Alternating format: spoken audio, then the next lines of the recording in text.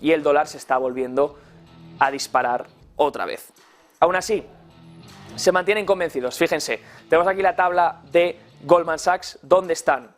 OW significaría overweight, donde están sobreponderando, N sería neutral y UW sería underweight, que sería infraponderando. Estamos viendo que están sobreponderados en materias primas, en efectivo, sobre todo a 3 meses de horizonte y a 12 meses, por tanto a corto y a largo plazo, mientras que se mantienen neutrales en crédito, en acciones y se mantienen infraponderados en los bonos, porque esperan que esta subida de intereses y esta subida del dólar se mantenga durante un tiempo más. Dicen aún así que los fundamentales harán rebotar al petróleo, por mucho que el dólar ahora esté subiendo, que eso revertirá en el futuro, y que harán rebotar al petróleo y los metales con un retorno del 29% en 2023, siendo el mejor activo del año. Eso es lo que dice Jeff Currie. La tesis fundamental se basa en los siguientes puntos. Los inventarios de petróleo son bajos, la capacidad de producción es muy limitada, la demanda global incrementa y la curva se está poniendo en backwardation, que quiere decir que en vez de estar en contango, donde un futuro vale cada vez más, backwardation es donde a corto plazo te vale más que a largo plazo. En este caso estamos viendo cómo la demanda de China está esperada que suba. Ahí tenemos el estimado de Goldman Sachs en puntos azul oscuro, esperando cómo va a ser esa demanda de petróleo por parte de China. Se centran todavía entonces en ese caso de que el petróleo llegará a $100 por barril para final de 2023 y también lo apoyan con la nueva fase. Hemos dicho la demanda es uno de los, básicamente, de los argumentos de Jeff Currie sobre que ese petróleo se ponga en $100 durante 2023 por barril. Bueno, pues tenemos que mirar por qué la demanda de China puede aumentar.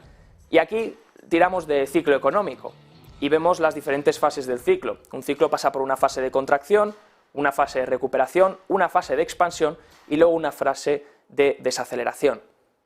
Posiblemente mientras Estados Unidos, y luego lo veremos más adelante en el programa, se encuentra en una fase 4 de desaceleración, China y algunos países emergentes ya están iniciando la fase de recuperación, la fase 2 que vemos marcada en rojo. ¿Por qué? Porque suelen ir más adelantadas en el ciclo. Esto favorecería la demanda, sobre todo el consumo también, la demanda de petróleo, y sería uno de los argumentos más grandes de Jeff Currie. Por último, les quiero mostrar esta tabla. Jeff Currie dice que estamos en un periodo similar a lo que ocurrió en 2006 y 2007. Fíjense, he sacado el Brent en mensual, he marcado las líneas más o menos importantes porque abajo he puesto en línea roja lo que serían los tipos de interés de la Reserva Federal, esos effective Fed Fund Rates. Fíjense cómo el petróleo tuvo una corrección, el Brent tuvo una corrección muy grande a mediados de 2006, entre mediados de 2006 y inicios de 2007, fue una corrección donde el dólar rebotó un 12% y luego, cuando la Fed, incluso la Fed habiendo pivotado, pero fue cuando la Fed empezó a bajar tipos, fíjense la segunda línea vertical que he marcado, cuando el petróleo empezó a dispararse. ¿Por qué? Menores tipos, el dólar empieza a caer y eso hace que las materias primas se revaloricen, entrando en un superciclo donde el precio dobló.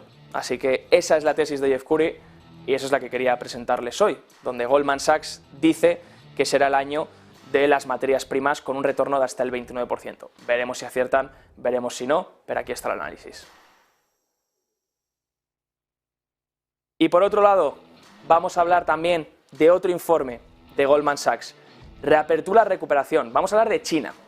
Este informe de Goldman Sachs va más enfocado hacia las acciones y hablamos del mercado chino. Hemos visto ya que tras la reapertura, esa reapertura después de estar durante mucho tiempo confinados, con una serie de restricciones impuestas, que veíamos como la gente salía a protestar a las calles, como ciertas incluso eran abrumadoras. Ahora China ya ha reabierto y Goldman decía que el trade fácil, el dinero fácil, se hacía en ese momento de reapertura, ¿no? Donde los índices podían subir hasta un 20%. Acuérdense que fue uno de los informes que vimos justo el día que se hacía la reapertura, y Goldman Sachs decía, el 20% fácil de la reapertura se puede hacer ahora. Luego, a partir de ahí, es donde empiezan los problemas, es donde empecemos a ver más debate entre alcistas y bajistas y veremos qué es lo que hace el índice, si se mantiene consolidando por ahí durante mucho tiempo o consigue seguir subiendo o empieza a bajar. Fíjense que Goldman Sachs en su último informe también dice que prevé que las acciones de China aumenten hasta un 24% para finales de 2023. Por tanto, si resumiésemos en dónde está mirando Goldman Sachs, está mirando hacia China y está mirando hacia el petróleo y los metales. De hecho, tiene sentido mirar a los metales cuando miras a China, y es que el PPI chino, lo que es la inflación del productor en China, está muy ligada a la demanda o al precio, vamos a decir, de los metales a nivel global. Cuando esa inflación del productor sube en China, esos precios de los metales tienden a dispararse. Por tanto, también esa reactivación china incita o apoya ese movimiento de los metales, y de ahí que Goldman también esté viendo esos dos movimientos. China, reapertura, demanda más fuerte, va por delante del ciclo, ya lo hemos visto, fase 2 del ciclo, recovery. Eso genera más demanda para el petróleo, genera más demanda para metales, genera más demanda para materias primas. Encima, mientras Occidente está aplicando una política monetaria restrictiva, China está aplicando una política monetaria expansiva. Y encima, el consumo podría dispararse, el consumo de los ciudadanos chinos. Ahora lo vamos a ver. Antes, recordemos, las empresas chinas entraron en territorio alcista alrededor de Año Nuevo chino, cuando el MSCI China subía casi un 60% desde los mínimos de octubre. Tenemos aquí el gráfico, el ETF MCHI, que es el iShares MSCI de China. Vemos cómo hemos salido por encima de esa media de 200, esa media de 50 también, como ya la media de 50 incluso ha cruzado la media de 200. Ahora vemos una corrección de aproximadamente un 8% desde el máximo del 27 de enero, y los estrategas de Goldman Sachs dicen que ahora hemos pasado de la reapertura, vamos a pasar a la recuperación. Entonces el dinero fácil, ya les decía, se ha hecho en la reapertura, pero ahora inicia la recuperación del país. Y eso dicen que hará que las acciones chinas se disparen un 24% más para finales de este año 2023. Entonces, ¿sería China el sitio donde tenemos que mirar? ¿Es donde mayor oportunidad vamos a encontrar en bolsa? Vamos a seguir mirando. Los últimos datos económicos dicen que muestran claros signos de normalización de la actividad, aunque desde una base baja todavía. ¿Y qué es lo que esperan?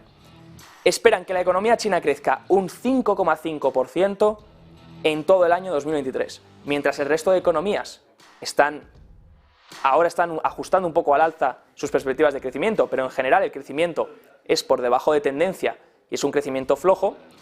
Goldman dice, China podría crecer un 5,5% en todo el año 2023, lo cual sería un crecimiento muy por encima del resto de economías. Dicen que el impulso de crecimiento debería estar fuertemente inclinado hacia la economía de consumo, hacia que los ciudadanos vuelvan a salir a consumir, después de haber estado años encerrados, donde el sector de servicios todavía está operando significativamente por debajo de los niveles previos a la pandemia de 2019. Así que el sector servicios tiene todavía mucho margen de expansión para recuperar los niveles previos de la pandemia. Todavía no estamos ahí y todavía se puede disfrutar de ese proceso de recuperación. De hecho, y hablando de consumo, les quería mostrar este gráfico que comparte Bank of America. Y ya hace unos días mirábamos cómo estaban las tasas de ahorro de los ciudadanos chinos en porcentaje con relativo al PIB, y aquí estamos viendo los depósitos. Fíjense cómo han incrementado los depósitos de las familias, mientras que la deuda ha reducido, y cómo están los depósitos cercanos a 18 trillones. Todo ese dinero tiene que llegar a algún lado, y si has reabierto la economía y el consumidor poco a poco, no de primeras, porque todo va por pasos, pero poco a poco se siente más cómodo a consumir, a volver a retomar sus hábitos, esos que tenía antes de la pandemia, antes de finales de 2019, y empieza a volver a consumir en esos servicios que todavía están por debajo de los niveles prepandemia, entonces todo eso se va a trasladar al sector servicios y vamos a ver un buen empujón en el crecimiento chino. ¿Se trasladará esto a las empresas chinas? En principio deberían verse beneficiadas por un aumento de la demanda, un aumento del consumo. Veremos si eso también se refleja en las bolsas. Sea como sea, los estrategas agregaron que ya los especuladores profesionales, ya que Goldman tiene diferentes productos también para invertir en acciones chinas, dicen que los especuladores profesionales están mostrando un mayor apetito cada vez más por las acciones chinas. Recordemos que el año pasado nadie quería una acción china por el tema del ADR, sobre todo listada en Estados Unidos, porque había esa pelea, esa confrontación entre Estados Unidos, entre los reguladores estadounidenses y las autoridades chinas. Unas querían información y solicitaban información y que las empresas que cotizaban en China, esos ADRs, estuviesen auditados por una empresa estadounidense, mientras que los chinos decían que no querían dar más información porque obviamente puede haber espionaje por parte del gobierno o que el gobierno tenga datos que China no quiere dar sobre sus empresas. Sea como sea, parece que esa tensión ha disminuido y a nadie le conviene que sus empresas salgan de una bolsa y entren en otra, que estén más expandidas a nivel global y que los inversores puedan disfrutar de ellas. Así que nos quedamos con este análisis de Goldman sobre China, donde prevé que pasemos de la reapertura a la recuperación y que suban las acciones un 24%, que suba el MSCI China, mejor dicho, un 24% para finales de 2003. En unos meses veremos si han acertado o no lo han hecho.